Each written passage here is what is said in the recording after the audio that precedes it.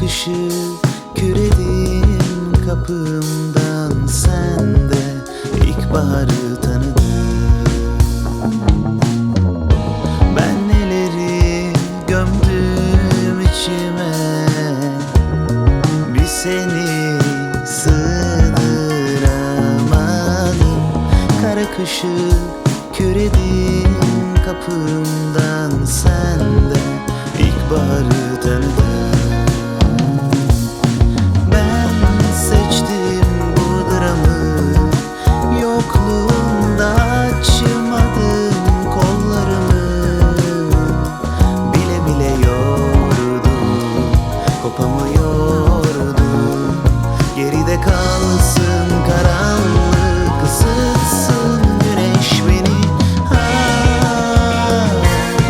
Parla dur sen, ben yanarım gelmezsen. Parla dur sen, ben yanarım sevmezsen.